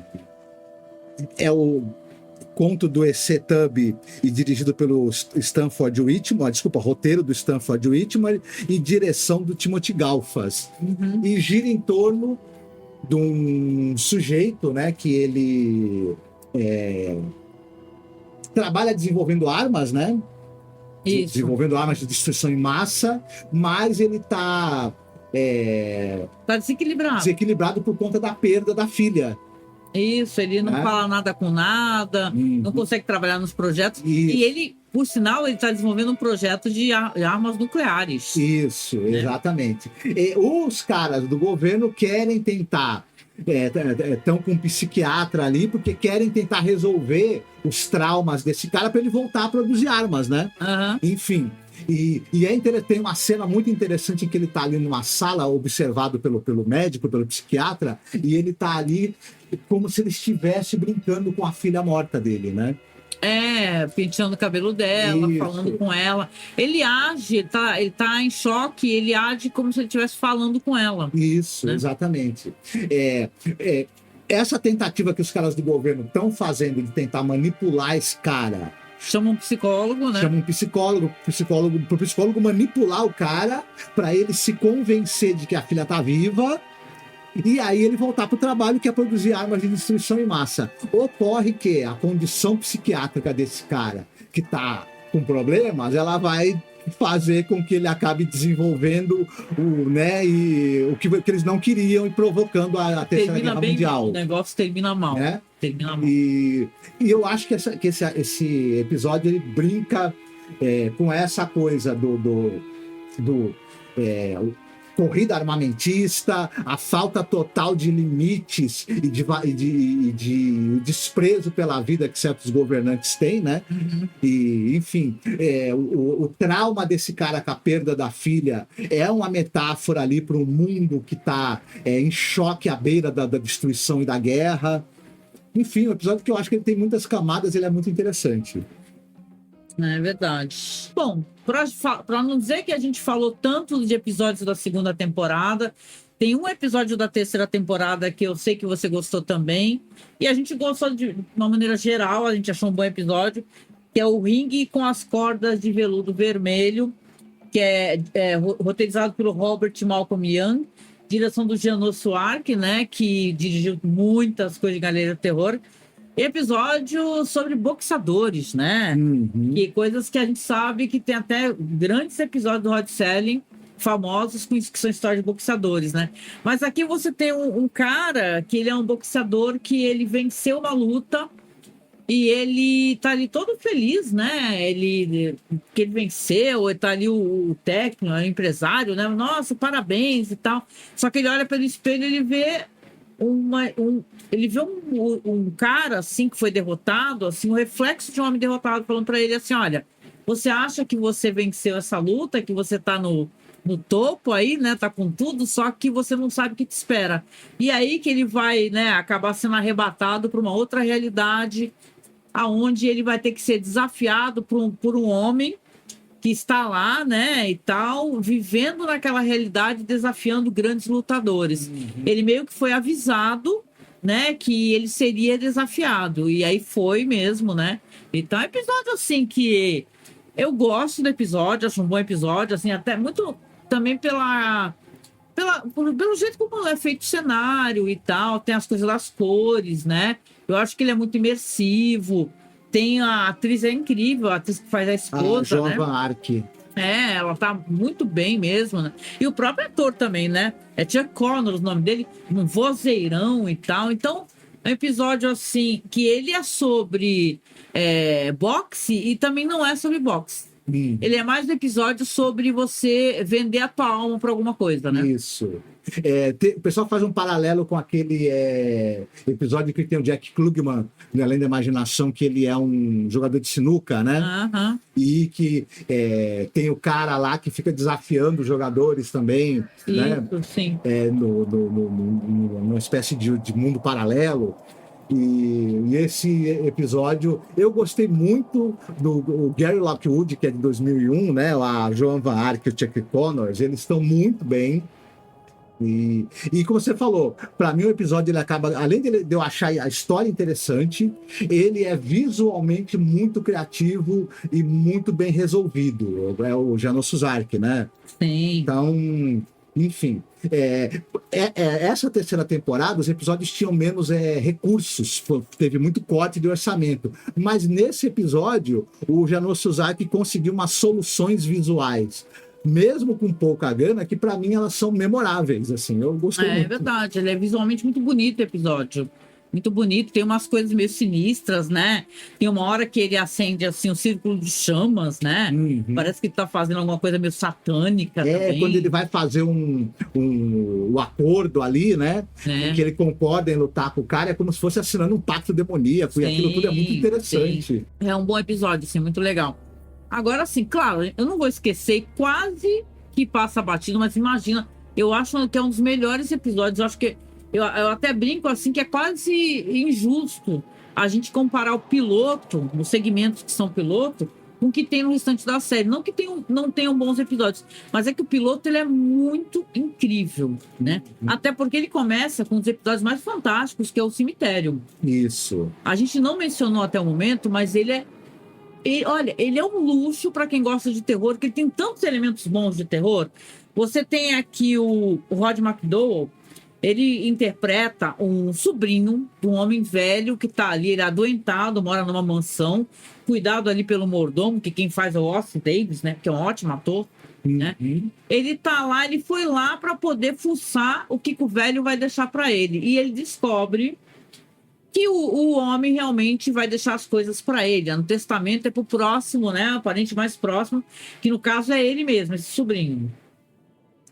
E o negócio esse senhor, ele era um grande pintor, né? E tem muitos quadros na casa, quadros e quadros e quadros. E tem um quadro em particular que ele representa ali o cemitério que é ao lado da casa. E isso aí é um componente muito importante na história, né? Ele vai dar fim nesse tio, né? Vai herdar a herança, né? E o mordomo vai, claro, descobrir também tudo, só que ele não vai se meter, o mordomo, né? O bom dessa história, que eu gosto dela, Marcos, que ela tem tanto plot twist. Ela é muito boa. Porque tem a questão do quadro, isso é fundamental na história, porque ele vai começar a viver aquela vida desregrada, né? Mulheres, bebida e tal, curtir a vida, agora ele tá rico, né? Herdou a casa, o dinheiro. Só que o quadro, a dado momento, vai começar a se alterar. Esse quadro que representa o cemitério. Tem um momento que o quadro vai começar a mostrar o túmulo do tio. Aí depois o túmulo meio aberto. Aí o caixão para fora do túmulo. Uma pessoa saindo do caixão. Essa pessoa se dirigindo à mansão. Isso. E quando é muito, né, a mão do macaco. Essa história é muito legal, né? E o Jeremy, que é o personagem do Rod McDowall, que, claro, herdou porque deu um jeito de matar o tio, ele vendo o quadro mudando, mostrando que o tio, né, ilustrando, né, através das mudanças na pintura, que o tio tá saindo do túmulo para vir atrás dele, claro que ele vai se... né? E a tensão que isso gera, né? Porque no momento quando ele aparece no quadro, ele olha para o quadro vai se alterando conforme ele vai passando por ali, ele tá vendo, né? Não é na frente dele que se altera, mas aos poucos, né? Coisa de minutos. A cada vez que ele passa por ali, ele vai olhar, o quadro tá diferente. Aí na hora que o quadro tem um homem batendo na porta, dá para ver que é o tio dele, morto, que saiu do túmulo, né? Aí alguém bate na porta, né? E aí, é claro, vai ter toda uma reviravolta. Esse personagem que é o sobrinho, ele vai ter um troço, né? Ele vai ter um troço, porque ele vai morrer de medo. Acho que eu lembro, ele vai morrer literalmente de medo, vai rolar a escada, vai pirar, um negócio assim. E aí vai ficar tudo para quem? Pro mordomo. Cara, isso é uma história muito boa. Tem que contar para vocês spoiler, que é muito boa. É muito boa, né? Aí a gente vai descobrir que, na verdade, o mordomo também tinha um esquema com um cara que pintava várias telas, né? Isso é muito interessante nessa história. Eu acho que é uma das melhores histórias de Galeria do Terror.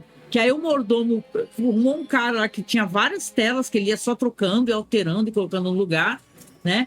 Só que o plot twist do plot twist, isso que é bom, que na verdade vai começar a acontecer com o mordomo. E dessa vez não tem ninguém pintando os quadros, né? Quando for a batida for feita na porta, realmente é o próprio, mas agora talvez o sobrinho, não o velho. Gente, é uma história muito boa, Cemitério. Eu não sei como é que tu não escolheu essa daqui, deixou nas menções honrosas. Não, porque na verdade eu achei que eu tinha que escolher uma do piloto para dar tempo, dar chance de escolher. Né? Tá. Os 3 episódios têm roteiro do Rod Serling, os 3 segmentos do piloto. E são 3 histórias muito boas. O Cemitério é muito bom. E o engraçado em Galeria do Terror, né, gente? Que você teve o piloto que saiu, né? Acho que foi. O piloto saiu o quê? Saiu em 69, né? É isso mesmo, 69 que saiu o piloto. Demorou para sair a temporada.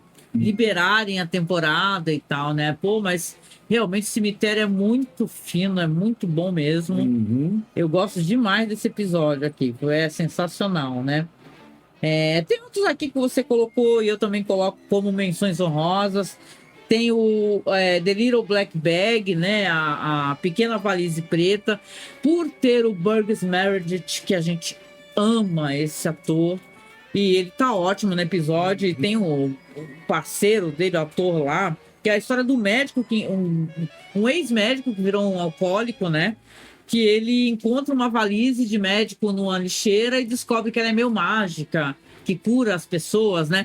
Só que ele é um bebum, também tá com outro bebum, e o outro cara começa a cobiçar, sabe? É uma história sobre cobiça, ganância, e sobre alguém que consegue, de alguma maneira, restituir a fé na própria capacidade de trabalho. Que é isso que é bonito, porque esse ator, o Burgess Meredith, também tá em outro episódio aqui da série, só que ele é péssimo. Que é aquele episódio lá que ele é um prisioneiro. Ai, é terrível esse episódio. Ele é muito qualquer negócio. Mas esse episódio aqui, eu acho que ele tem um roteiro legal, né? Esse cara é muito estranho, porque ele abre umas bocas, né? O ator que trabalha com o meu, que medo que dá dele, né? Ele parece um alienígena. E o Bugs Meredith tá ótimo, né? Ele ali começa a curar as pessoas, só que é uma coisa meio mágica, né? É meio assim, aparece, você coloca a doença num guia assim, aparece qualquer injeção que tu tem que dar. Aí tu injeta a pessoa, ó, pode ser o que for, né? Então é interessante esse episódio, o The Little Black Bag. Mas o Burgess Meredith é uma coisa interessante, esse personagem. Ele vê essa maleta como uma chance dele se redimir. Porque ele também acabou perdendo no poder por causa de erro médico, ele prejudicou, né? Mas o cara vê, o amigo dele lá, o ganancioso, vê com a possibilidade de ganhar dinheiro, né? É claro. Mas é um episódio bem interessante, eu gosto também. Tu colocou aqui na tua menção rosa também o Marmalade Wine, né? O vinho de marmelada, que é do Jared Friedman. Ele tanto dirige como roteiriza. Né? É um segmento curto esse aí, né? Que é o cara que tá perdido numa floresta, vai parar numa mansão, e aí começa a aceitar a bebida ali de um senhor ali, que por algum motivo resolve prendê-lo. Isso. Lembra? Eu citei esse episódio por um motivo. Ele é um episódio muito estranho mesmo, muito curioso. Ele é meio teatral, né? Isso. Ele parece uma montagem teatral. Isso. Ele tem uma direção de arte, uma cenografia que remontam ao teatro de vanguarda, ao teatro surrealista. E aí isso acaba tornando o episódio marcante, interessante. Por isso que eu citei. Inclusive, nas menções honrosas, como eu falei para você, eu não coloquei no meu top 20 todos os segmentos do piloto. Eu achei que eu tinha que colocar mas nas menções honrosas está o Rota de Fuga, que é aquele episódio sobre o criminoso nazista que está escondido em algum lugar da América do Sul, né? Possivelmente Argentina, parece. Possivelmente Argentina, né? E esse cara, ele vai ser ali ele tá sendo perseguido também. Tem um pessoal que é caçador de nazista que tá atrás dele, né? Ele fica olhando uma galeria que tem uns quadros, né? Isso. E ele fica se imaginando podendo fugir através entrando num daqueles quadros. Que é um quadro de pesca, assim, que tem uma tranquilidade. Ele fala que vive no inferno, né? Até porque a mina do Job, que é vizinha dele lá, já ouviu ele tendo pesadelos e já desconfia exatamente de quem é que ele é, né? Isso. É um episódio interessante, é bem escrito, Rod Serling, né? O roteiro do Rod Serling também. A gente já viu o Rod Serling tratar desse mesmo assunto, talvez de maneira melhor, né? Sim. Em Além da Imaginação tem ali o do criminoso nazista que vai revisitar o campo de prisioneiros que ele... As Insígnias da Morte. Insígnias da Morte. Então, aquilo é difícil de superar aquilo, mas esse episódio, eu também acho ele bem interessante, também é um episódio muito bom, bem né? feito. No final, o cara vai parar no quadro errado. Basicamente, ele vai ter a paga dele, né? Ele queria parar no quadro de pesca, né? E tal, e ele num momento de fuga, de desespero ali, quando ele tá perto de ser descoberto, né? Tá sendo perseguido, vai parar num quadro de crucificação. Isso, onde ele vai ficar sendo crucificado por toda a eternidade para pagar uma parte do que ele fez, né? Pois é.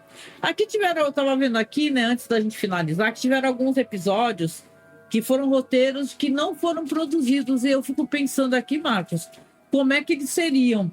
Por exemplo, tinha um roteiro aqui baseado no conto Richard Matheson, né?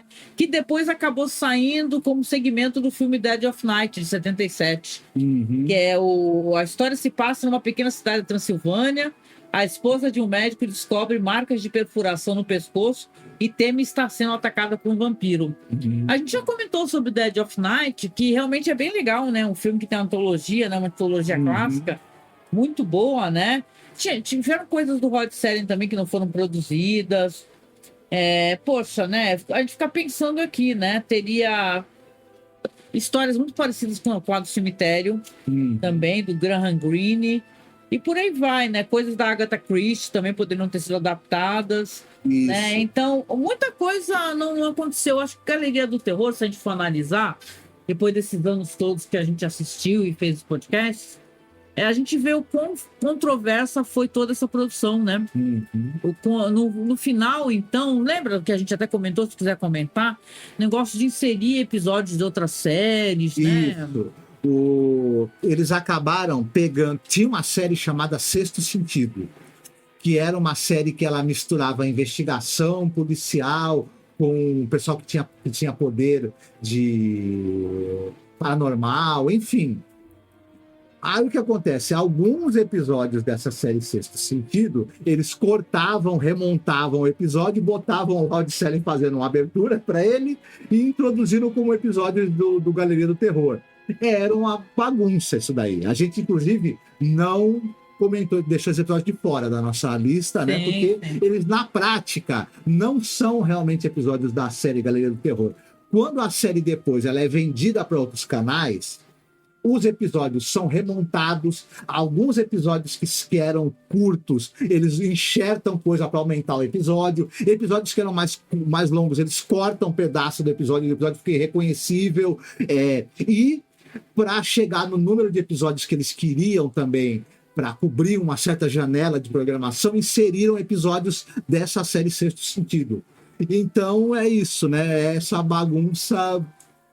Assim, agora uma coisa pessoal, assim, né? Pra gente poder finalizar. A gente está chegando ao final, né? Aliás, muito obrigada a você que nos acompanhou até aqui. Inclusive você que teve a paciência de ter assistido as nossas tentativas de fazer essa live aqui, viu? Vamos colocar assim, que tudo estava dando meio complicado hoje. Mas como é que foi a experiência no geral, assim?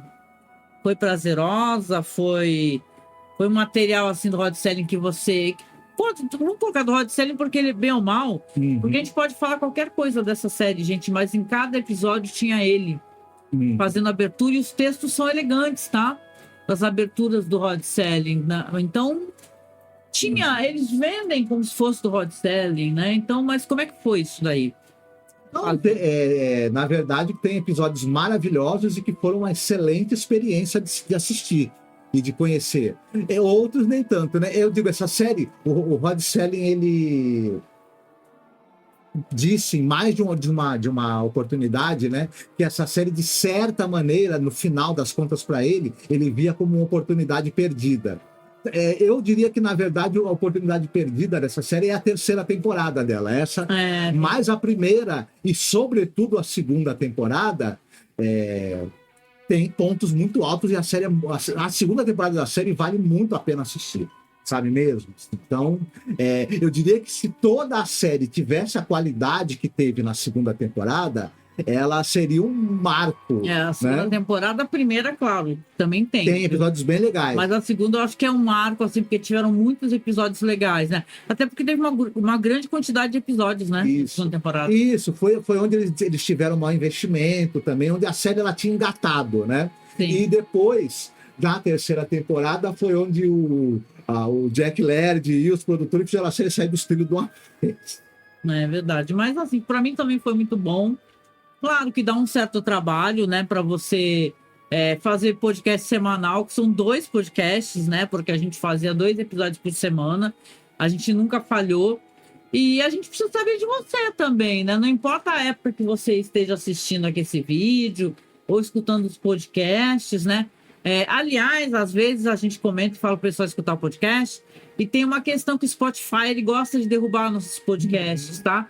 Então você vai, tá passando aqui embaixo, masmorracine.wordpress.com, que a gente sempre tem um link aonde estão todos os episódios, né? Não importa onde seja, se é no archive, se o Spotify não está deixando, não importa, a gente faz o upload, tá? Então, para mim foi um prazer poder fazer, a gente está pensando o que a gente vai fazer ano que vem, claro, né?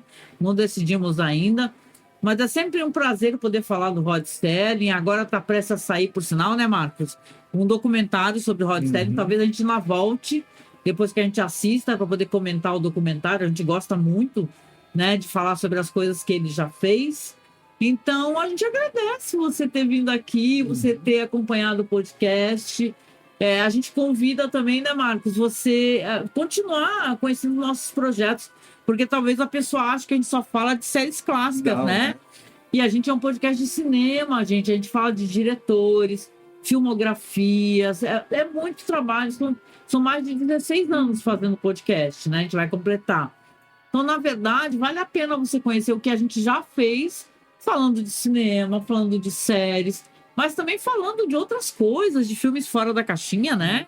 E tal. Tem tanta coisa boa aí para você explorar. Temos aí projeto nosso, tem o Masmorra Classic, falamos de clássicos do cinema. Temos o Masmorra Listen, que a gente destrincha aí a trilha sonora de algum filme que tem músicas marcantes, né? Tem as filmografias, a gente escolhe um diretor e fala de todos os longas desse diretor. Zhang Mu, Almodóvar, James McMayer. Isso, Alejandro Jodorowsky, Sono, entre outros. É muito legal. Isso é uma coisa que dá muito trabalho. É importante a gente assinalar, porque a gente assiste todos os filmes. A gente tem um projeto anual de terror, que ele é muito legal. A gente costuma pegar o mês de outubro e fazer nesse mês o mês de falar de coisas de terror, ou fazer um especial de terror também, falando do cinema de algum país. Então, basicamente, somos um podcast de cinema, tá? Então, enquanto a gente puder estar no ar, a gente vai continuar. Mas, para isso, a gente precisa muito da sua ajuda. Não tem como a gente continuar sem apoio, gente. Inclusive, apoio financeiro. Se você puder, se inscreva, tá? Aqui no canal. Isso é importante para fazer o canal crescer, claro. E apoie a gente financeiramente. Nosso Pix está aqui passando também. Ou você pode fazer uma compra na Amazon, lendo aí com o seu celular, nesse QR Code da Amazon. Esse vermelhinho aí é o QR Code da Live Pix GG. Você pode mandar áudio para a gente também. Você contribui com R$5.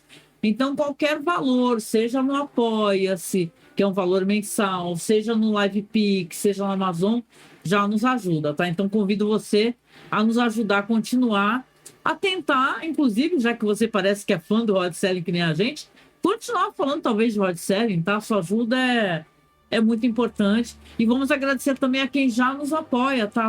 Sem o seu apoio, talvez a gente não tivesse conseguido sequer chegar até aqui. Então, obrigada a vocês que a gente considera como padrinhos, como madrinhas. São pessoas que nos apoiam no Apoia-se, por Pix também. Nosso agradecimento muito carinhoso, né, Marcos? Isso, obrigado de coração. E quem ainda não nos apoia e quiser, por favor, esteja à vontade. Fiquem muito bem, cuidem-se muito bem e a gente se vê em breve. A gente se vê em breve. Um beijo. Até a próxima, gente. Até, tchau.